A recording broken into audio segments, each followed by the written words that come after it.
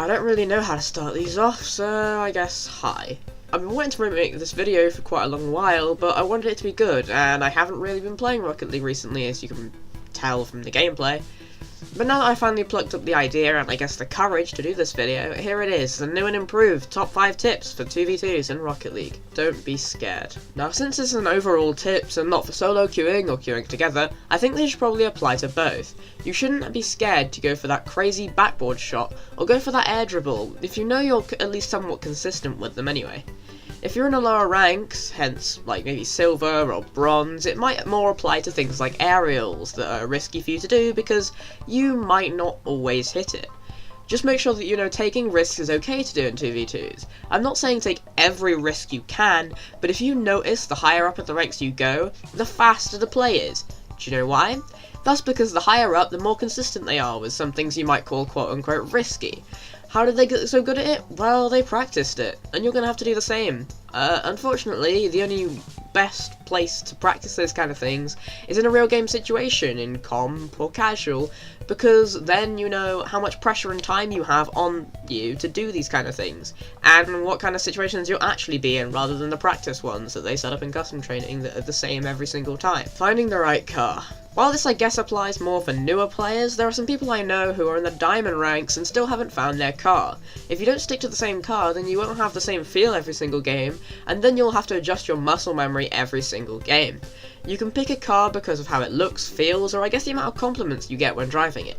Moral of the story is, try to stick to one car, because even if it's not just the Paladin, which I don't recommend, it's possible to still use it, or if it's the Octane, it doesn't matter. Just pick one and stick to it. It saves you wasting time on learning muscle memory on something that doesn't matter to you.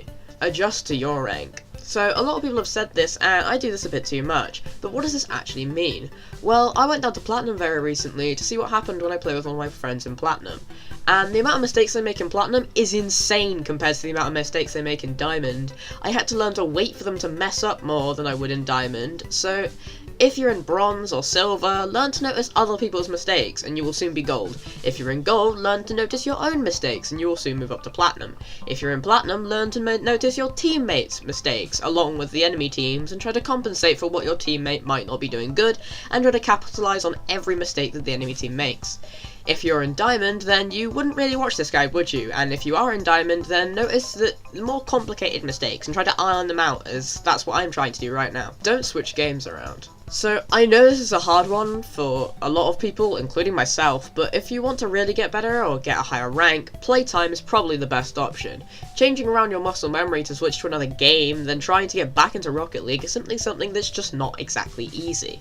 I did it recently and it took me over 3 days to get back into the game as good as I was before, even then probably not that good anyway, and I stopped playing for a while. Now, Rocket League isn't one of those rotation games that you just play a little bit, put down, and then instantly grow a rank.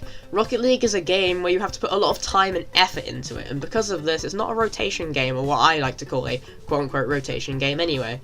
It sounds like I'm repeating myself, but on a really serious notice, if you're playing Rocket League as a rotation game, you won't get any better at it, and you won't get any higher than gold without putting some sort of time into it. I've been playing almost non-stop since Season 3, and even joined an esports team with it, and I'm still not the best now, so trust me, time is of the essence with this kind of game.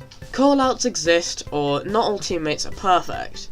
This is the only one where I had to do 2 in 1, because they apply to, I guess, whether you're solo queuing or playing with friends.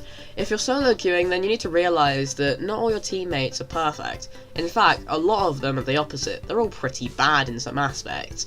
You've got to realise that and try not to be toxic to them for it. Don't bother telling them that they're bad at something, because in the end, you're playing with them at the time for that one game. And if they get better at that thing, it wouldn't be instantly anyway, so it doesn't help you whatsoever. It will probably make them worse if you do it, so if you're going to complain to them about being bad, do it on YouTube afterwards, or to yourself, both of which don't have any effect on them while they're playing with you. And therefore you'll have a higher chance of winning even with them. Just try to cover for them whatever they're doing wrong.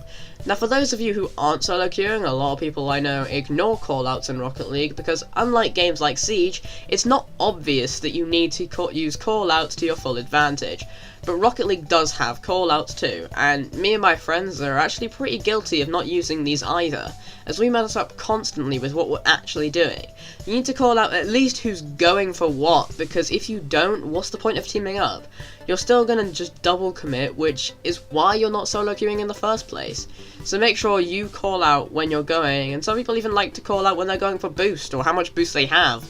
And while I don't find this essential, it can be very useful, because if you know when your goal is open, or when your teammate doesn't have that much boost, you can defend it and I guess go and help them out. Right, I hope you guys have enjoyed. I know this is a little different to what I normally do, but I'm experimenting with different types of content at the moment, because not many of my friends play Overwatch right now, and it's getting really difficult to record those type of videos. So I'm trying to find something I can do by myself, and something I find fun doing by myself.